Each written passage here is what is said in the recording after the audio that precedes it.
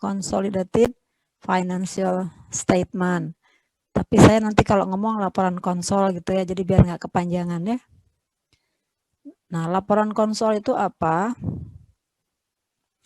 Itu adalah laporan keuangan satu kelompok usaha yang di dalamnya aset, liability, equity, penghasilan, beban, arus kas induk, ya, dan anak dijadikan sebagai satu entitas ekonomi tunggal. Yang membeli saham disebut induk, yang dibeli sahamnya disebut anak, ya. Nah, ini kalau perusahaannya tidak ada perusahaan konsol. Jadi konsol itu bukan perusahaan. Konsol itu adalah pelaporan, ya. Oke, nah di situ ada kata-kata istilahnya apa? Kalau di bahan ajar mungkin kalian bisa baca. Di sini entitas induk itu memiliki sahamnya sampai kepada posisi dia mengendalikan, ya. Nah, mengendalikan investi jika dan hanya jika memiliki seluruh hal ini. Dia punya kekuasaan atas investi, nanti lihat di paragraf itu ya. Kemudian ada exposure atau hak atas imbal hasil yang sifatnya variabel, ya. Kalau obligasi kan tidak variabel, ya enggak. Kalau obligasi kan pasti itu sesuai dengan bunga kupon.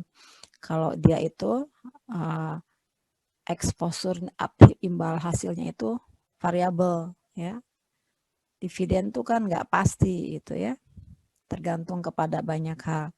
Kemudian dia mampu untuk menggunakan kekuasaannya, ya, atas investi untuk mempengaruhi jumlah imbal hasil. Jadi ini ABC ini harus ada, dia punya kekuasaan, ya, dia punya exposure atau hak atas imbal hasil variabel. Jadi imbal hasilnya itu variabel. Yang ketiga dia punya kemampuan untuk menggunakan kekuasaannya. Nah, kekuasaan itu apa? Kekuasaan itu adalah kemampuan untuk mengarahkan aktivitas relevan, ya. Aktivitas relevan itu adalah aktivitas yang signifikan mempunyai pengaruh imbal hasil. Nah, kekuasaan ini timbul dari hak, ya. Hak itu biasanya ada dari saham nih, ada hak suara potensial, hak segala macam ini, ya.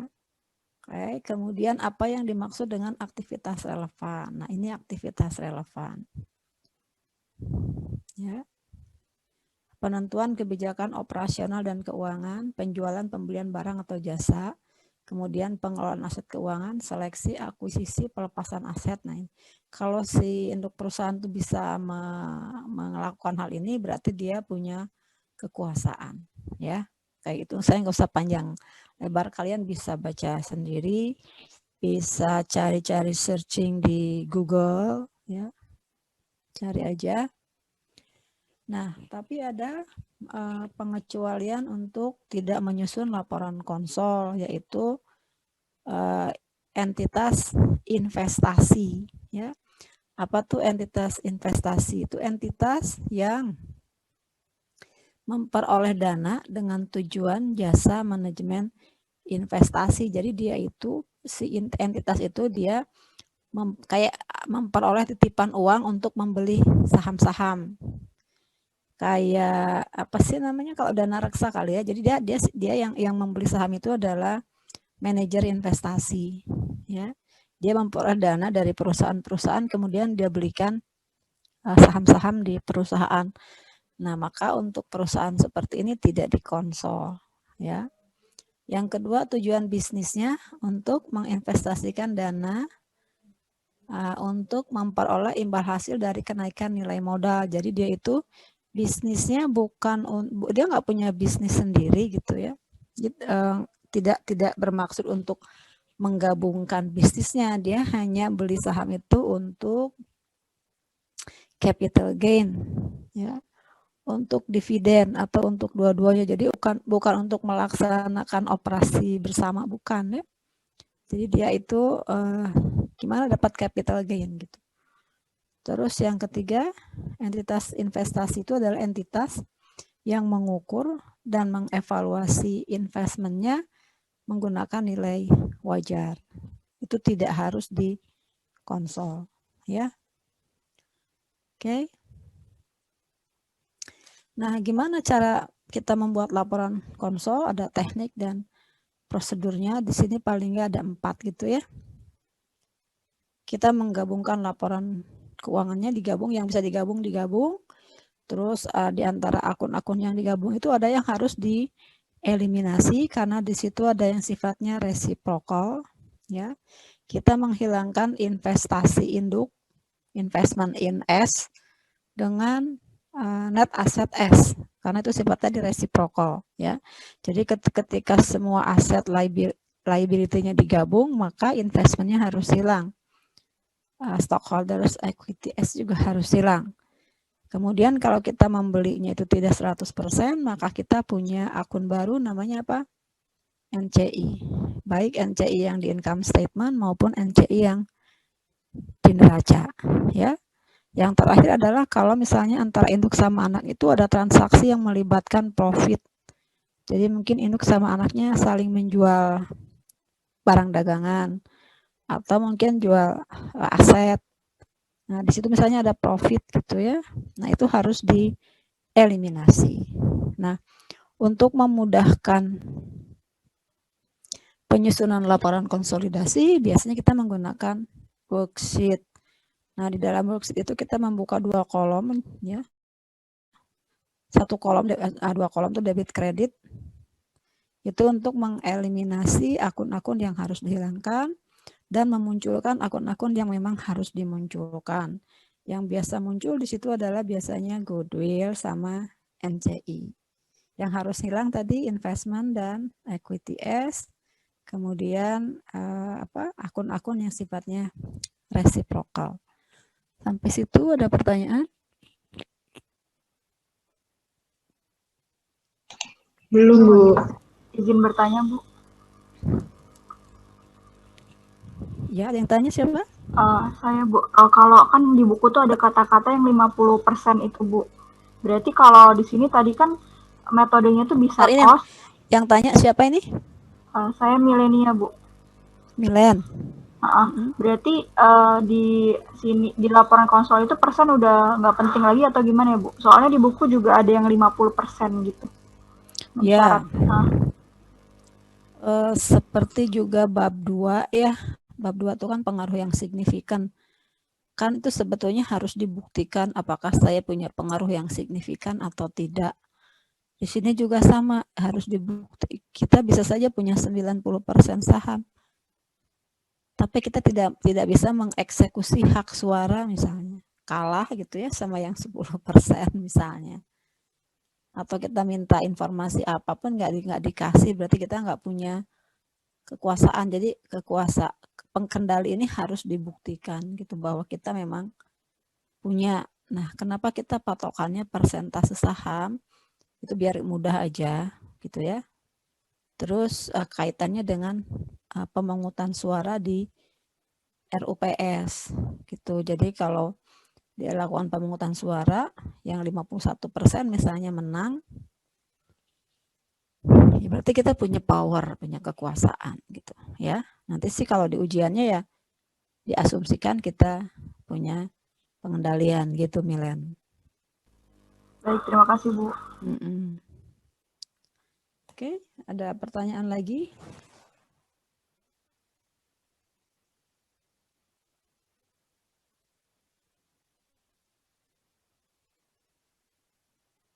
Halo? Lanjut belum, ya? Bu. Oke. Lanjut, Bu. Nah, ini sih PSAK 4 gitu kan. Tadi kalau saya kan udah bilang tuh ya, ada kepemilikan saham tuh mungkin ada 4 kelompok ya. Yaitu yang tidak punya pengaruh yang signifikan. Kalian menggunakan PSAK 55 atau 71 ya. Yang kedua, yang beli saham pengaruh yang signifikan itu PSAK 15 ya. Terus kalau misalnya bentuknya joint venture itu juga sama PSAK 15. Kalau punya kendali, punya kekuasaan, punya kontrol, kalian larinya ke PSAK 65, laporannya harus dikonsol. Berarti kan nanti yang keluar itu adalah laporannya laporan konsolidasi kan.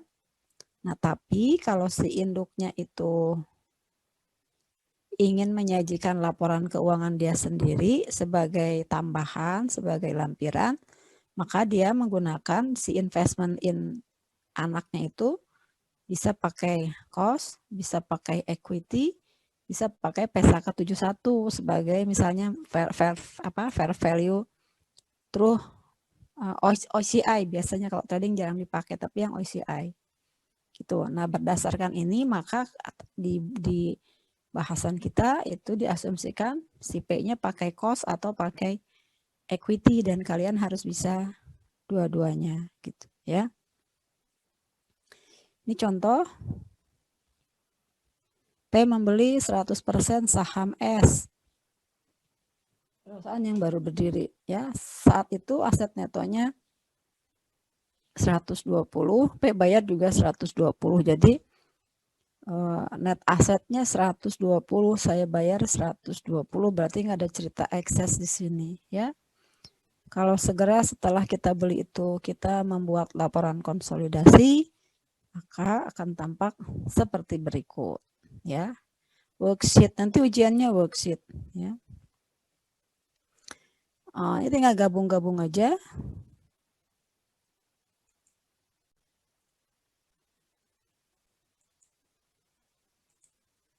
Oke, digabung aja, current aset digabung, PPE digabung.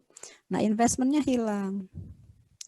Akun apa yang resiprokal dengan investment? Yaitu equity, equity-nya S. Jadi kita jurnal equity S pada investment in S hilang. Ini diganti dengan apa? Diganti dengan menggabung-gabungkan aset dan liability-nya. Ya.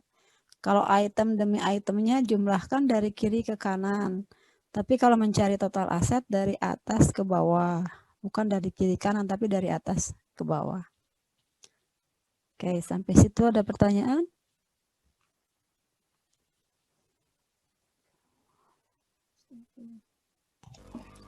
Lanjut, Bu. Lanjut. Aman. Nah, ini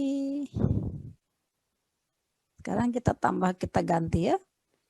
1 Januari 2000. Jadi kalau tadi begitu kita beli langsung kita menyusun laporan konsol. Jadi belum ada cerita net income, belum ada cerita dividen. Nah, sekarang bagaimana kalau kita belinya misalnya 1 Januari, P beli 100% saham S senilai 200 juta ya. Saat itu equity S, common stock 30, paid in capital 90 sama RE 80. Ini menjawab pertanyaan kemarin, saya lupa di kelas siapa itu, ada yang nanya, Bu, kalau saya beli 20% saham itu yang saya beli apanya? Sahamnya atau kita beli itu perusahaannya ya, kita beli itu stockholders equity-nya, bukan sahamnya. Saham itu kan menggambarkan kepemilikan terhadap perusahaan ya. Jadi bukan di sini bukan 100% saya beli common stock. Kok saya 200, Bu, bayarnya padahal common stocknya 30.000. Salah. Ini kita tuh beli apa ini? Semua kita beli equity-nya, kita beli net asetnya ya. Di dalamnya termasuk iya ya. Kemarin ada pertanyaan saya pada kelas mana gitu ya. Jadi 100% itu bukan 30.000, bukan total ya, total perusahaan berapa di sini? 200 ya. 30 tambah 90 tambah 80 200. Mas, nggak ada ekses ya. Artinya belum sampai ke cerita ekses. Oke. Terus di sini S melaporkan net income 60.000 dan nggak bayar dividen. Terus kita bikin laporannya ya. Ini perhatikan di sini RE-nya S 140 dari mana? RE 80 tambah 60. Oke, good point ya. Nah, ada. Terus kita jumlah-jumlahkan ke samping, investmentnya kita hilangkan 200 ya. Kredit karena posisinya di debit, equity S kita hilangkan ya, sehingga yang muncul equity itu hanya punya siapa di sini? P ya. Nah, coba perhatikan ini kita belinya 1 Januari, ini kita nyusun laporannya 31 Desember. Kenapa investmentnya masih 200? Padahal udah setahun berlalu. Karena kita pakai apa di sini? Cost method. Cost method. Kalau kita di sini menggunakan equity method, maka di sini bukan 200 tapi 260 gitu ya. 60 sehingga di sini jurnalnya investment in S. Nah, di sininya sudah termasuk 140. Tadi ada yang nanya ya, di sana kenapa sama net income terdahulu?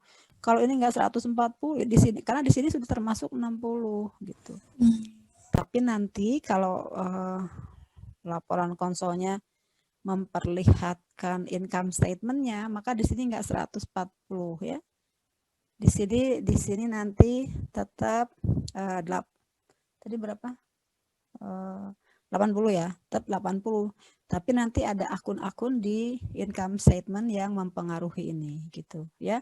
Kalau hanya neraca dia 140 ya. Kalau hanya neraca yang di ini. Tapi kalau sama income statement ceritanya nggak seperti ini. Oke. Ada pertanyaan sampai di situ?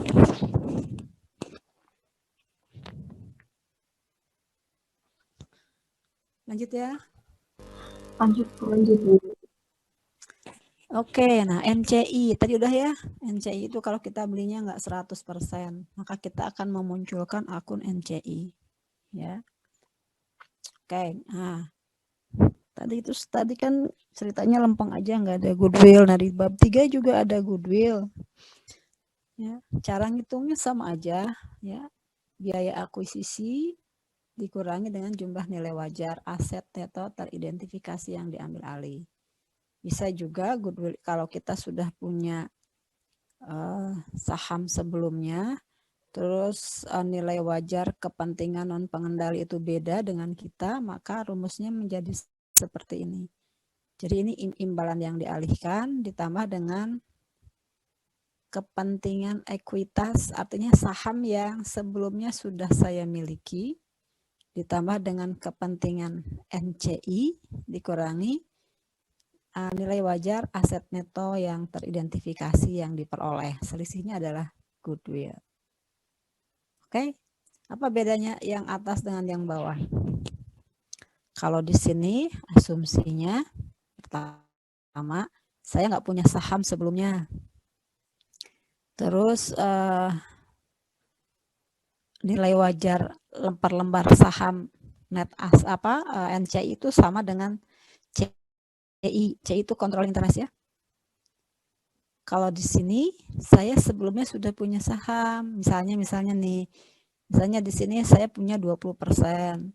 Terus saya beli lagi nih 50%. Kalau 20% kan kita pakainya kalau nggak cost method, equity method ya. 20 misalnya. Terus saya beli di sini 50%. Jadi totalnya 70 kan. Nah, ini yang NCI-nya 30%.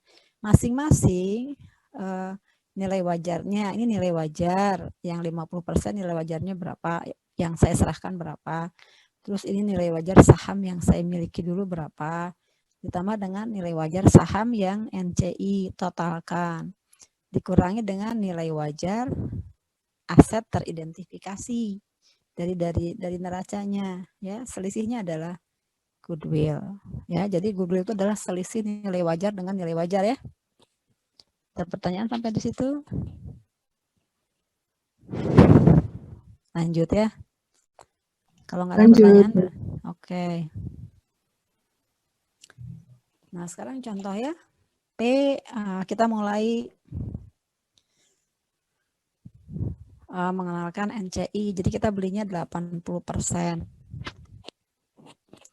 P membayar 87.000 untuk membeli 80% saham S ya. Saat itu equity S terdiri dari share capital 60, return earningnya 30. Terus nilai tercatat net asset SIWI sama dengan nilai wajarnya. Nilai pasar kepentingan NCI tidak diketahui. Maka kita kalau mau menghitung goodwill, kita cari dulu total nilai perusahaan ya. Jadi kalau saya beli 80%, 87.000, maka total nilai saham perusahaan itu adalah 100 per 80 dikali 87 atau 108,7,5. Sementara nilai wajar aset netonya 90. Berarti goodwill-nya berapa? 18,750 gitu. Kalau misalnya diketahui di situ misalnya nilai NCI-nya ya. Misal nilai NCI-nya di situ 15 juta. Maka goodwill-nya adalah 87 juta tambah 15 juta dikurangi 90 juta. Jadi kita nggak bisa pakai 100 per 80 kali 87 kalau nilai pasar NCI-nya diketahui. Ya, kan NCI-nya di situ 20%. Kalau dia misalnya 15 tadi ya tambah aja, berarti yang 80% 87, yang 20% 15, berarti total nilai perusahaan 100 berapa tadi? 87 tambah 15 misalnya ya. Terus dikurangi dengan nilai wajar net asetnya, baru ketemu goodwill. Oke. Nah, di buku BIMS itu nggak ada cerita nilai pasar kepentingan pengendalinya diketahui. Dia selalu tidak diketahui sehingga si BIMS itu selalu menggunakan 100 per 80 gitu ya. Kalau 70% 100 per 70. Jadi dianggap harga atau nilai saham NCI itu sama dengan nilai sahamnya CI. Ada pertanyaan sampai di situ? Oke, nah ini adalah income statement setahun kemudian ya. Tadi kan belinya 1 Januari 2016. Kita pakai metode cost dulu. Tahu dari mana metode cost? Dari akun apa? Dividend income. Dividen income ya. Sama investment in S-nya masih 87.000 padahal sudah berlalu 1 tahun. Ya. Kalau cost kan dia nggak berubah dan di sininya dividen income. Oke, ini laporannya S. Kita mau nyusun konsolidasi. Ada yang harus dieliminasi. Apa yang harus dieliminasi? Dividen income. Kenapa sih dividen income harus dieliminasi? Kan saya itu induk perusahaan, ya enggak? Saya punya saham di anak perusahaan itu saya kendalikan. Jadi kan si anak perusahaan itu seperti saya juga, ya enggak? Satu kesatuan ekonomi ya saya juga. Jadi saya seperti membayar dividen ke saya sendiri, gitu ya. Karena dia itu kan anak saya, gitu. Jadi dividen income-nya harus hilang, ya. Dividen S juga kita kurangi sebesar 12.000. Kenapa? Ya dia bayar dividennya ke saya, ya. Kan dia saya juga, gitu. Jadi saya debit dividen, saya kredit dividen S, gitu ya. Terus kita menghilangkan investment in S. Lawannya apa? Lawannya beginning return earning, capital stock S, dan kita memunculkan goodwill pada investment, pada NCI. Nah, kalau kalian perhatikan NCI di sini, ini adalah 20% kali 30 tambah 18,7,5 tambah 60, 21.750. Oke. Kemudian kita juga memunculkan bagian keuntungan NCI. Dari mana 5.000? CS itu net income-nya 25, NCI itu tadi kan 20%. 20% kali 25 itu berapa? 5.000 ya. Dari bagian keuntungan 5.000 dibagikan sebagai dividen 3.000 sehingga yang masuk ke equity-nya NCI 2.000 sehingga NCI yang ending itu 23.750. Jadi NCI awal dari equity awal ditambah dengan ini seperti sisa hasil usaha ya, bagian keuntungan yang tidak dibagikan sebagai dividen. Nah, dari sini kan dividen S-nya tuh hilang. Jadi nanti yang muncul adalah dividennya P ya. Investment in S hilang, dividen hilang ya. Pokoknya ajaib kalau saya bilang ya. Nah, kalian lalu di sini menghitung apa?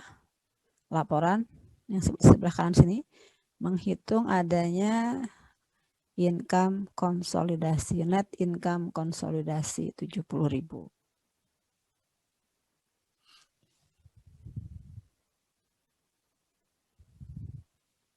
Ada pertanyaan?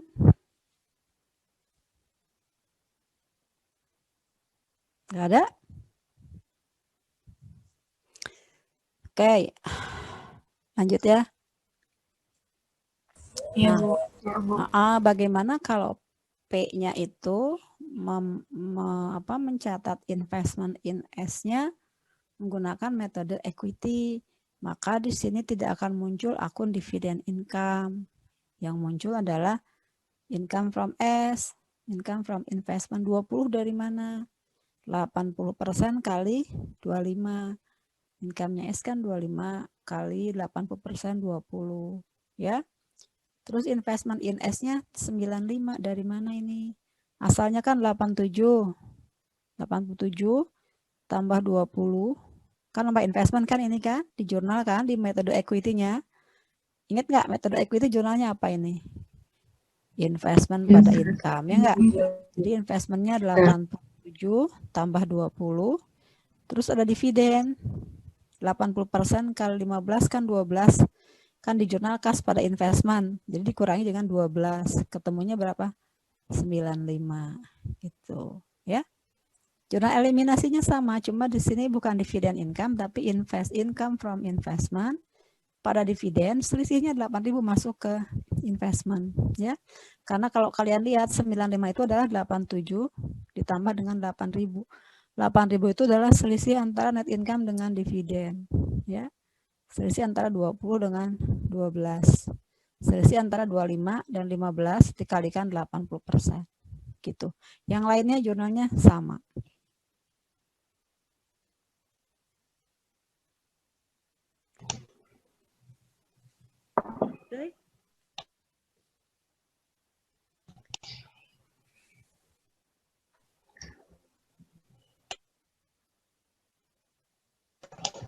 Berarti ini lebih mudah yang equity ya, Bu, sepertinya. Kalau saya lebih mudah cost. Karena equity itu nantinya dikosongkan, ini kan dikosongkan ya.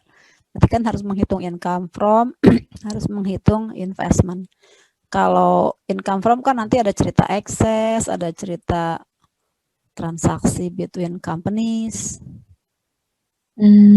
Ya, kalau kedepannya sepertinya sekarang lebih mudah equity gitu ya. Kalau ini angkanya diberikan, ini kan diberikan nih. Kalau angkanya dikosongkan, kalian harus ngisi lebih mudah cost. Kalau cost gampang, langsung kalikan dividen. Gitu, investmentnya nggak berubah-berubah. Cuma nanti harus membuat adjustment. Ya. Oh, iya, Bu. Lanjut. Lanjut, Bu. Nah, ini contoh aja bagaimana kalau si perusahaan itu mencatat investmentnya menggunakan sebagai misalnya trading dan ada kenaikan harga sahamnya, asalnya kan belinya 87 misalnya, terus ternyata akhir tahun jadi 88. Maka dia akan mencatat fair value adjustment pada holding gain 1.000. Kan bedanya dengan cost cuma itu aja kan. Kalau cost nggak ada cerita ini. Ya nanti gampang aja dieliminasi aja unrealized holding gain-nya dengan fair value adjustment. Gitu ya. Yang berikutnya kalau misalnya dia dicatat sebagai AFS, non trading, available for sale ya. Nah, si labanya kan bukan di atas tapi di OCI. Ya tinggal di jurnal aja seperti tadi ya, OCI pada fair value adjustment. Kali ini juga ada nih kemarin di bab 2 ya, waktu kalian nanya-nanya. Oke, lanjut. Atau ada pertanyaan dulu? Nah, ini nanti nggak dibahas ya. Yang si P itu mencatat versi PSAK 71. Jadi versinya hanya versi cost dan versi equity ya. Oke, yang sekarang ke tahun kedua. Siwi itu melaporkan net income 30 juta dan bayar dividen 15 juta. Siwi juga pinjam uang ke Pandu 10 juta dan menyerahkan wesel bayar ya. Maka kertas kerja konsolnya seperti ini. Dua tahun kedua ya. Ini kalau kita menggunakan metode cost. Investmentnya tetap aja 87, padahal ini sudah 2 tahun. Ini 12 dari mana? 80% kali 15 dividennya S, ya. Oke, kita mulai menjurnal aja biasa dividen income pada dividen, ya. Terus yang kedua, kita kayak beginning return earning S, capital stock S, goodwill pada investment in S, pada NCI, ya. Dari mana 95.000 itu 40 tambah 18 7,5 tambah 60 dikali 80%. Oke. Nah, tapi kita harus melakukan adjustment untuk investment in S. Kenapa? Karena pada dasarnya konsol itu adalah metode equity. Kalau si P menggunakan metode cost, maka dia ketika menyusun laporan konsol harus di-adjust dulu. Ini adjustmentnya sama seperti yang kalian pelajari dari cost ke equity, harus membuat catch up adjustment. Gitu. Nah, apa yang tidak dicatat oleh S tahun kemarin? Dia nggak, kalau dividen kan emang nggak ada tahun kemarin ya. Yang nggak dicatat apa? Net income. Tahun kemarin. Iya, net income. Ya. Tahun kemarin dividen ada deh, tahun kemarin ada ya? 25 sama 15, sorry. Tahun sebelumnya nih, sebentar. Nah, ini nih ada nih, sorry. 25 sama 18, ini kan selisihnya 10. 10 kali 80% kan 8, ya. Jadi dia harus membuat jurnal investment pada return earning. Return earning siapa nih yang dikoreksi? Yang ini, ya. Nah, coba kalian perhatikan.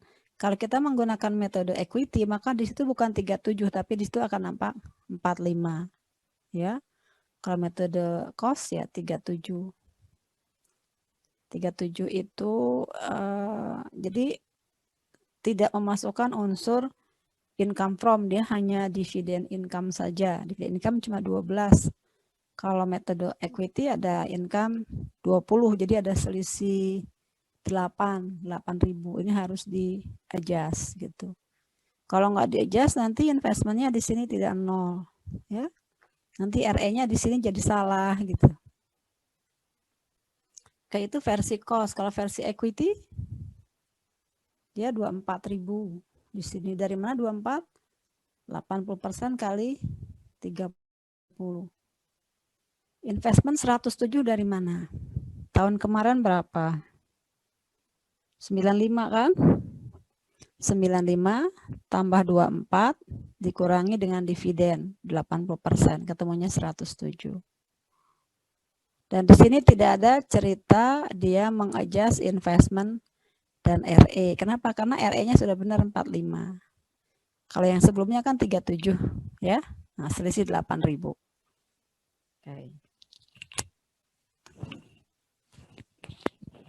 Ada pertanyaan sampai di situ?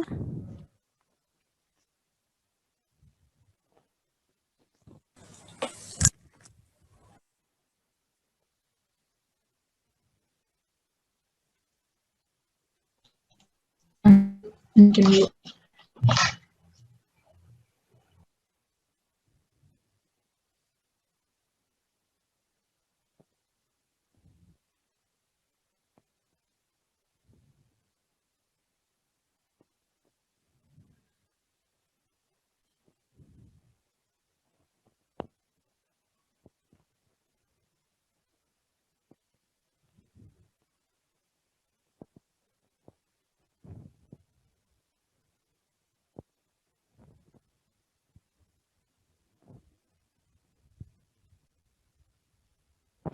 Halo? Ada pertanyaan? Gak ada? Belum Bu. Oke, nah. Mungkin pertanyaannya, apakah penyusunan laporan konsol itu sesederhana ini, semudah ini? Apakah yang dieliminasinya itu hanya ini? Ya, kalau tidak ada transaksi apapun hanya ini gitu ya. Kalau tidak ada cerita ekses, yang ada eksesnya hanya goodwill ya. Nah, ternyata nggak semudah itu. Nah, Jadi sebetulnya penyusunan jurnal eliminasi penyesuaian itu ada berapa nih? Ada sekitar 8 jenis. Ya. Bukan berarti ada 8 buah jurnal. Ya. Jurnalnya banyak, jurnal eliminasinya ya. Jadi yang pertama adalah penyesuaian untuk kesalahan atau pos-pos yang belum dibukukan oleh masing-masing perusahaan. Tadi saya ngasih contoh misalnya si anak perusahaan mengumumkan dividen. Ya, kalau yang mengumumkan kan dia akan menjurnal dividen pada dividen payable. Ya, terus si induk, alah ntar aja lah nggak usah dijurnal dulu kan nggak wajib gitu ya. Kecuali 31 Desember, nah itu sudah wajib diakui. Tapi kalau jadi per 31 Desember misalnya udah mau tutup buku itu belum diakui karena nanti dibayarnya misalnya bulan Januari. Tapi karena mau tutup buku maka si induk harus mengakui sebagai dividen income, maka dia harus membuat jurnal dividen receivable pada dividen income gitu. Ya, itu penyesuaian untuk pos-pos yang memang belum masuk ya, atau mungkin ada cerita deposit in transit gitu ya. Yang kedua ada eliminasi transaksi antar perusahaan yang melibatkan profit. Ini nanti kita pelajari ya setelah materi ini. Mungkin 2 minggu lagi ya. Mengeliminasi dividen income atau income from investment dan lawannya dividen ya, dividennya S. Memunculkan NCI expense, mengeliminasi investment in S dan ekuitas S, mengalokasikan kelebihan cost atas nilai tercatat aset neto yang diperoleh. Kemudian mengamortisasi kelebihan cost tadi, sama seperti di bab 2 kita melakukan amortisasi, cuma kalau bab 2 kan ke income dan investment. Kalau di sini ke akun langsung yang bersangkutan. Yang terakhir kita mengeliminasi akun resiprokal lainnya, misalnya hutang piutang ya. Kalau hutang piutang itu ada bunganya, berarti nanti kita mengeliminasi interest expense dan interest income-nya gitu ya. Selesai sampai di situ. Nah, ini kalau dari sini kayaknya saya harus kembali ke bukan PPT ya, ke Word-nya.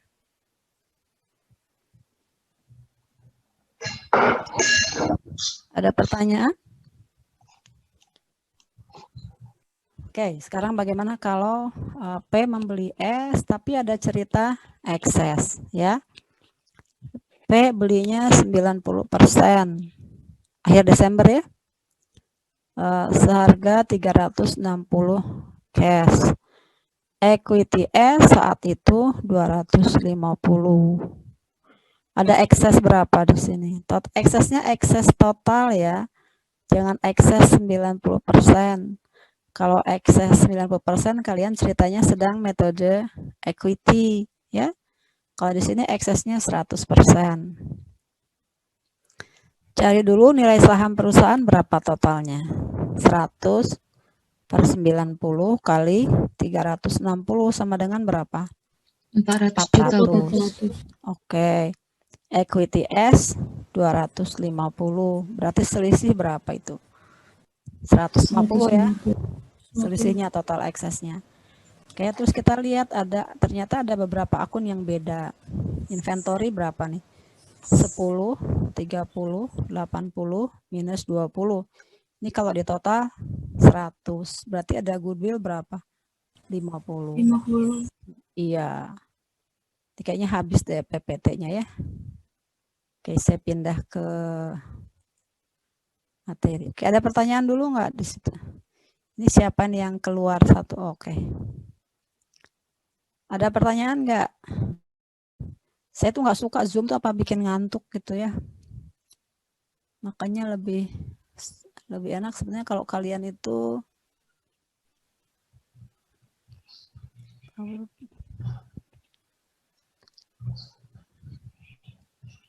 bentar.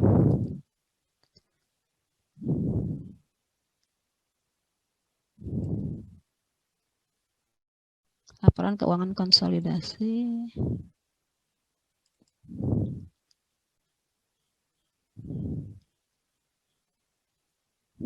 Nggak ada pertanyaan? Terus diapakan yang tadi? Ntar ya, saya cari cari filenya dulu karena itu filenya ternyata habis.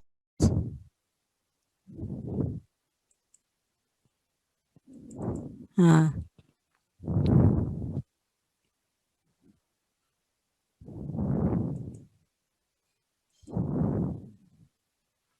laporan keuangan konsolidasi.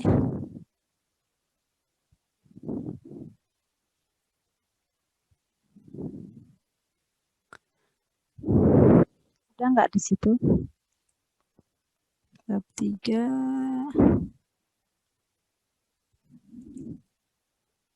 Bukan yang itu.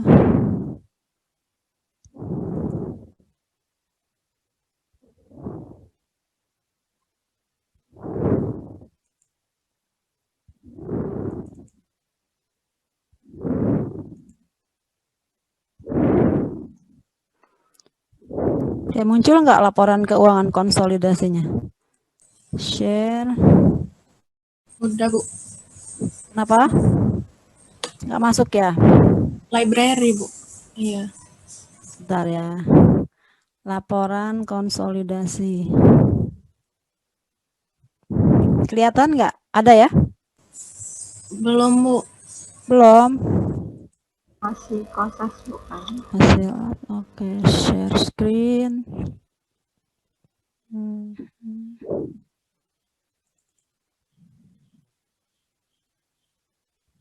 Ada. Ada, Bu. Word. Ya, wordnya ada ya. Kita lanjutkan yang tadi. Karena agak susah, jadi kalau pakai pakai worksheet gitu nggak ketutup ya. Yang cerita tadi itu.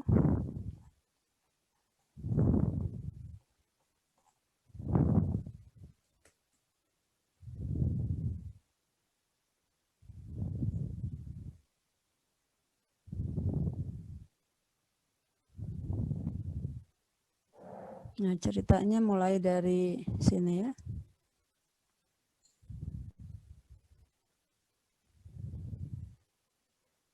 Tadi kita mencari goodwill-nya kan sudah ya. Yang ini ya. Nah, yang ini kan? Iya, Bu. Terus totalnya selisihnya 100, padahal fair value perusahaan. Jadi 400 dikurangi fair value net aset yang teridentifikasi tadi 350. Sorry, goodwill-nya 50. Apa tadi yang kurang? Alokasi, Bu. Alokasi fair value-nya. Fair value aset yang tercatatnya berapa tadi? 200 tambah 50 tambah 100. Tadi kita bilangnya goodwill-nya berapa? 50 ya? 50. Iya, Bu. Karena ini kan 100 nih. 100, padahal kita tadi selisihnya 150, maka goodwill-nya 50 gitu ya. Oke. Boleh seperti ini, boleh yang seperti tadi alokasi ini ya. Terus di sini ada kata-kata nih, inventory terjual 2017, building 25 tahun, equipment 5 tahun. Ini sama seperti ketika kalian belajar metode equity ya. Oke, lanjut. Nah, terus diapakan selisihnya itu ya? Ya, kalau misalkan segera setelah penggabungan usaha PT Permata itu menyusun laporan konsol, maka kertas kerjanya akan tampak seperti ini. Ya. Coba ini segera setelah dibuat ya. Ini PTP, itu PTS. Nah, jurnal eliminasinya bagaimana? Tadi kita bikinnya gimana tadi? Stockholder equity S yang mana? Share capital, return earning. Kemudian karena akun-akunnya yang selisihnya tadi banyak, nggak cuma goodwill, kita biasanya menggunakan akun unamortized excess gitu. Jadi share capital, return earning, unamortized excess pada apa? Pada investment in S, pada NCI. Terus yang yang selisih 150 kita alokasikan ke berbagai akun. Kemana tadi? Ke inventory, ke land, ya, building, equipment sebelah kiri ya, karena negatif tadi. Gitu, pada unamortized excess gitu ya. Ini kalau ceritanya adalah belum ada cerita amortisasi, jadi baru ada alokasi. Ya. Oke, ada pertanyaan sampai situ? Lanjut ya. Oke. Lanjut. Nah, terus tahun 2017 berarti kan setahun kemudian tuh si S melaporkan net income 60, bayar dividen 20. S juga minjem ke Permata 20 juta. Akhir Desember, S sudah mengirimkan cek untuk bayar, tapi P belum menerima cek tersebut. Kok bisa ya? Bisa ya. Jadi kalau kalian ke bank itu kalau hari Jumat misalnya di atas jam 11 itu belum akan terjadi clearing. Clearingnya paling hari Senin gitu ya. Clearing itu kan sekitar mungkin 3 jam, 4 jam gitu ya. Tapi kalau hari Jumat sore itu udah nggak bisa clearing. Clearingnya di bank. Kalian tahu clearing nggak? Jadi kalau saya saya dapat cek dari bank lain, saya masukkan ke bank saya, itu bank saya nanti akan ngecek ke BI, ke Bank Indonesia, BI baru ngecek ke banknya si orang itu, kalau ada baru masuk gitu ya. Jadi ada lewat BI dulu, lewat Bank Indonesia di clearing kan dulu, di clear ya. Oke, ini inget-inget ya, net income 60, dividen 20, terus ada istilahnya apa ini, kayak pinjam uang sudah bayar, apa namanya, apa ini, deposit in transit atau outstanding check untuk si Permata. Dia seperti deposit in transit, ada uang masuk ke dia tapi dia belum nyatet ya. Ini untuk contoh jurnal eliminasi yang pertama tadi ya. Oke, maka jurnal eliminasinya atau laporan keuangan tampak seperti ini. Tuh ya, ini kalau dimasukin ke mana? Ke PowerPoint itu angkanya kecil-kecil banget, nggak kelihatan. Jadi saya pakai di sini tapi saya besarkan ya. Oke, kita pakai apa dulu? Metode cost dulu ya. Dividen income-nya berapa nih? Dari mana ini? Cek di sininya ya. 90% kali 20. 20 juta. Oke, terus investmentnya berapa tadi? 360 ya. Berarti ini metode apa ini? Cost. Sudah setahun nih nggak berubah ya. Oke, kita hilangkan apa dulu? Saya kalau ujian mah terserah kalian mau yang mana dulu ya. Kalau metode cost kalau udah 2 tahun biasanya saya mengoreksi ini dulu nih. Apa namanya, ada catch up adjustment, tapi oke, nggak apa-apa ya. Kita mulai dari dividen income aja dulu. Atau mau mulai dari urutan jurnalnya masih ingat nggak? Tadi ada berapa? Ada 8. Ada mana tadi? Pokoknya 8 deh ya. Mulai dari yang pertama deh misalnya. Nah, di sini yang pertama apa di sini? Cash 20 pada notes receivable. Ini yang si S tadi dia bayar utang kan? Ya, bayar utang. Belum masuk ke si P, belum masuk ke laporan konsol, berarti saya debit kas-nya, saya kurangi notes receivable-nya. Jadi kita jurnal kas pada notes receivable.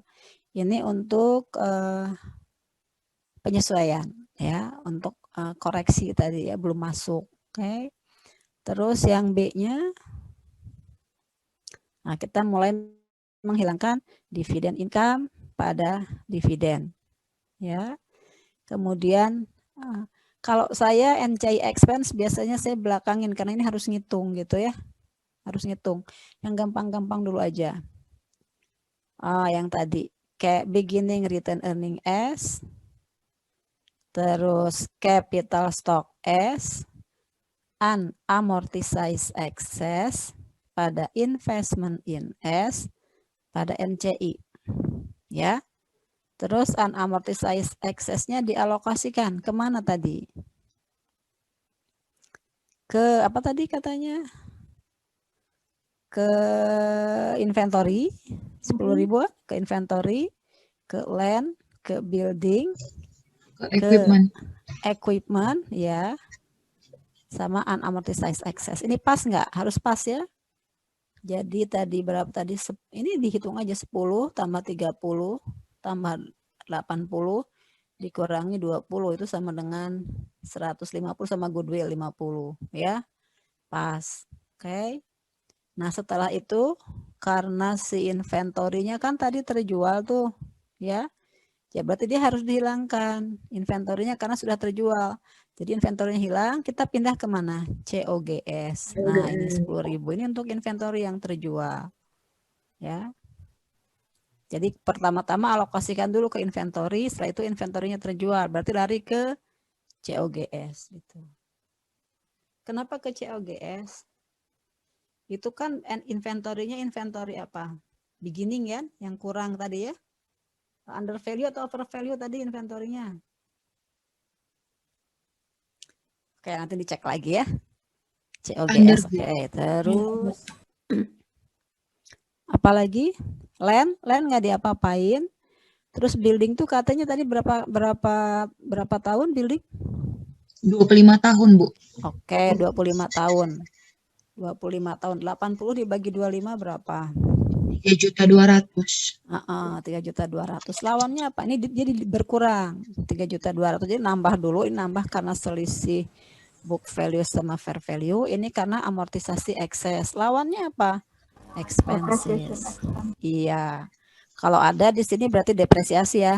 Depreciation expense building. Kalau karena nggak ada ya ke operating expenses. Nah, perhatikan kalau di metode equity kita jurnalnya kan income pada investment, ya enggak? Di equity-nya income pada investment. Kalau di sini dia expenses pada aset yang bersangkutan. Ini 3.200 pada equipment. Terus yang pada building. Yang equipment gimana? 5 tahun ya. Tadi kan di kredit tuh. Nah, tinggal di debit 4.000. Lawannya kemana? Operating expenses. Ya. Ada lagi? Itu aja, Bu. Utang piutang 10.000. Udah habiskan ya? Kalau alokasi itu aja, Bu. Jadi alokasi sama amortisasi. Gitu. Ini metode cost ya. Sok ada pertanyaan dulu nggak? Ini nih NCI expense dari mana 5080? Net income S berapa? Net income S kan 60.000. Tapi dikurangi dulu dengan excess. Jadi di situ 60.000 ya, dikurangi 3.200 ditambah 4.000 dikurangi dengan ini 10.000. Tadi kan yang diamortisasikan itu inventory, building, sama equipment ya. Berarti 60.000-nya itu coba dihitung tuh.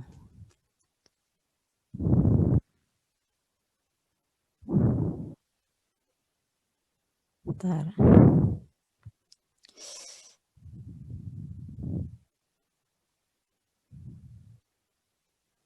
Berapa di situ? 60.000 dikurangi 10.000. 10.000 dari mana? Dari COGS inventory ya.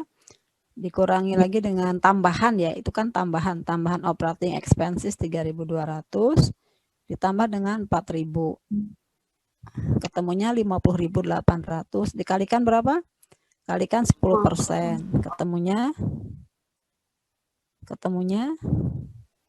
5080 gitu. Oke, ada pertanyaan?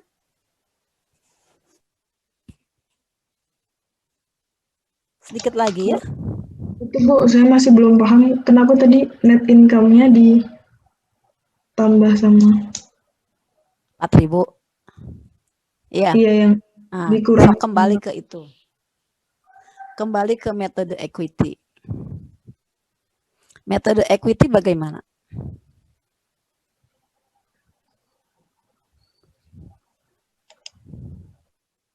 Kalau metode equity Perhatikan, ini si net income di sini kan 100% ya enggak? Ya. 100%. Kalau ini hanya berapa? 10%. Tapi ingat di sini net income-nya itu di dalam perhitungan net income dia versi apa? Dia versi book value kan? Iya. Padahal kita sebagai investor kita pakainya apa? Fair value. Jadi 60.000 itu harus saya koreksi dulu. Versi siapa? Versi investor. Kita balik ke tadi yang amortisasi itu. Contohnya tadi, coba lihat lagi inventorinya apa tadi inventorinya. Kenapa inventorinya tadi? Inventorinya itu, di sini apa? Over value ya enggak? 10 juta ya. Kalau saya sih gampangnya gini, berarti kalau beginning, itu kan beginning inventory ya. Kalau beginning inventorinya terlalu tinggi 10 juta, maka COGS-nya nambah. Sorry, kita kebalik, sorry. Saya fair value, saya investor. Dia justru kalau di sini kita over value ya. Under value. Book value-nya 50, kata saya 60. Berarti si inventory di sini adalah under value. Jadi beginning inventory-nya terlalu rendah. Kalau beginning inventory terlalu rendah, COGS-nya terlalu rendah, net income-nya terlalu tinggi. Jadi net income-nya saya koreksi. Tapi koreksinya 100%-nya. Dikoreksi berapa tadi? 10 juta. Berarti 60 jutanya harus kita kurangi dengan 10 juta tadi. Land nggak diapa-apain. Terus building. Buildingnya juga di sini over value. Ya. Under value, sorry, saya suka kebalik book value-nya biasa, saya bisa naruh sebelah kiri ya. Oke, book value-nya 100. Menurut saya harusnya 180, jadi kurang nih, under value. Si CS itu dia mendepresiasikan building itu pakai angka 100.000. Kalau saya harusnya pakai angka 180.000, jadi expenses-nya, depresiasinya kurang karena dia pakai angka 100.000. Menurut saya 180, jadi depresiasinya harus ditambah depreciation expense-nya. Kalau depreciation expense-nya ditambah, tambah nggak benar? Tambah kan tadi berapa depresiasinya? 3.200 kan? 80 juta dibagi 25 tahun. Jadi net income-nya kurangi lagi dengan depresiasi expense yang kurang 3.200 ya. Equipment-nya over value. Nah, dia menggunakan depresiasi angkanya 90. Menurut saya harusnya 70. Jadi di sini justru kebalikan, depresiasinya yang ketinggian gitu. Makanya saya tambahkan lagi income-nya. Oke. Kalau jurnalnya sih mana ini tadi mana? Yang 5.080. Ya, dari sini jadi 60.000. Ini kan net income-nya S. Saya kurangi dulu dengan 10.000 tadi inventory, saya kurangi dengan depresiasi yang kurang nih 3.200. Kalau yang 4.000 justru kegedean ininya depresiasinya. Kalikan 10%. Itu untuk mencari siapa? Mencari NCI expense, ya. Kalau kita mencari income, kalau kita pakainya metode equity, kita mencari income from S, ya. Kalau income from S ya 60 dikurang 10.000 kurang 3.200 tambah 4.000 dikali 90%, ketemu income from S. Ini metode equity. Ini seperti yang bab 2 kalian pelajari. Di sini juga sama, ini equity, tapi equity untuk NCI. Kalau ini equity untuk CI gitu. Gimana? Sama aja. Kita mengotak-ngatik yang 60.000 ini. 60.000 ini kan lempeng versi S. Kalau saya ini kan laporannya versi siapa ini? Versi investor, bukan versi Sapir. Jadi 60.000-nya saya otak-atik. Kenapa? Karena di dalamnya ada inventory yang tadi under gitu, ya. Yang under, yang over gitu.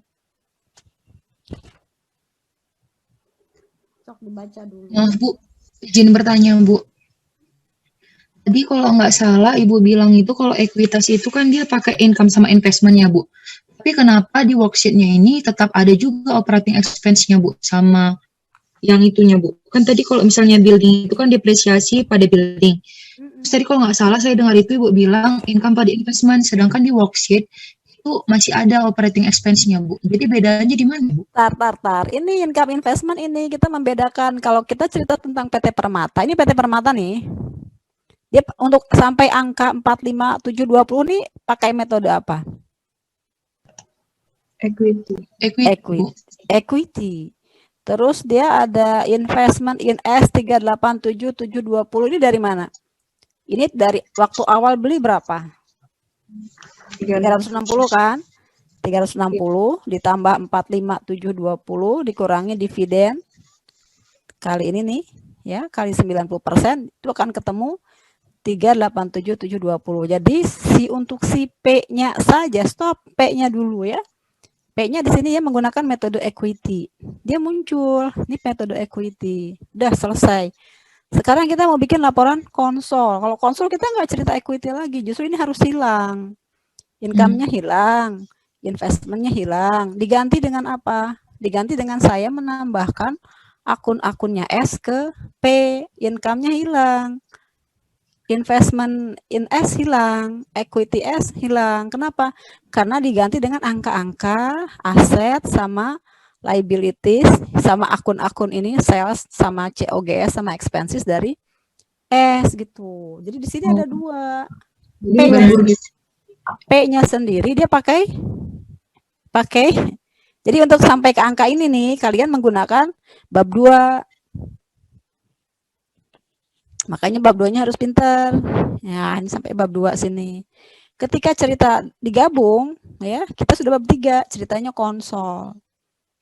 Kalau metode equity tadi di sini dikalikan berapa? 90%. Ini juga 90%. Tapi kalau kita konsol 10%, sorry. Kalau kita konsol 100%. Ini kan 300 tidak dikalikan 90%. Total semuanya 100%, tapi saya kurangi dengan 10% ini. Gitu. Berarti nanti tetap ada jurnal COGS inventory juga kan Bu? Kalau misalnya menggunakan metode equity di konsolidasi ini. Ya ini ada COGS pada inventory kan ada ini. 10.000, ada 10.000. Itu tapi di jurnal eliminasi. Iya Bu, di jurnal maksud saya tadi itu di jurnal eliminasi Bu. Dan eliminasi itu tidak ada yang membukukan, dia hanya ada di dalam worksheet. Ini nggak ada yang membukukan. Maksudnya nggak ada yang masuk ke jurnal-jurnalnya, nggak ada. Ini hanya jurnal-jurnalan kalau saya bilang. Ya, tapi kalau ini beneran si P ini masuk ke bukunya P. Ini ada di bukunya P ini. Yang 45750. Ini nggak ada berarti ini. Itu nggak ada jurnalnya Bu, semuanya ini. Yang Bu? mana? Yang 10.000 misalnya kayak inventory tadi kan COGS pada inventory ada. Nggak ada. Kalau ini hanya jurnal dieliminasi hanya untuk memudahkan saya untuk sampai ke angka yang sebelah kanan ini sampai ke sini. Gitu, lewat ini. Supaya mudah. Berarti kalau Ibu bilang itu jurnal-jurnalan berarti kita boleh nggak mencatat jurnalnya dong Bu? Misalnya kayak depresiasi expense pada building, berarti kita nggak usah mencatat juga nggak apa-apa gitu ya Bu? Kan diminta. Oh berarti. Ya kan kalian disuruh bikin worksheet. Jurnal ini harus dibuat dong kalau diminta. Bu, izin bertanya lagi. Ini berarti kertas kerjanya ada yang eliminasi sama yang ada yang setelah pakai metode ekuitas ya Bu? Iya tergantung permintaan soalnya. Nah itu yang suka salah. Kalian diminta buatlah jurnal eliminasi. Yang keluar jurnal equity. Atau sebaliknya. Buatlah jurnal metode equity si P. Misalnya dengan asumsi P pakai metode equity. Yang keluar jurnal eliminasi. Gitu. Itu suka salah. Jadi kalau jurnal equity itu adalah kita ceritanya si P untuk sampai ke angka income from S. Untuk sampai ke angka investment in S. Kalau sudah dibuat mau bikin laporan konsol, itu ceritanya eliminasi, bukan jurnal equity lagi. Saya ke portal sebentar ya. Siap Bu. Ya Bu. Habis ini ada kuliah lagi gak? Ada Bu. Ada. Tadi pagi ada juga? Nggak ada Bu. Nggak ada. Oke, ini kenapa macet nih?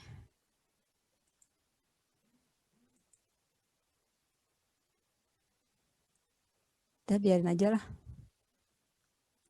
Oke, jadi gitu ya.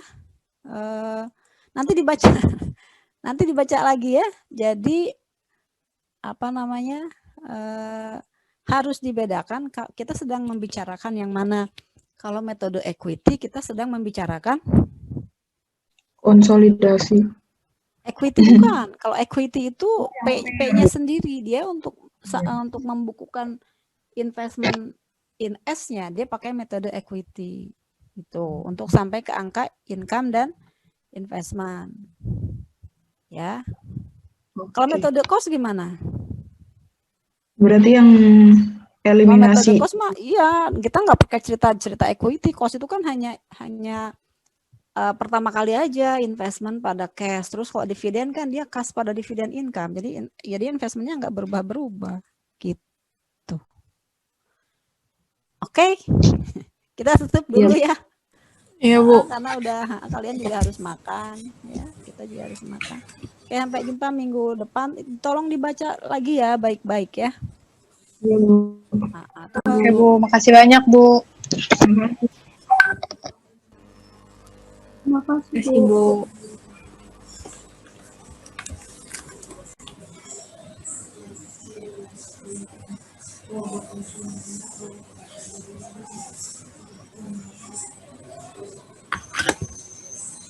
Ya, sekarang lihat aja.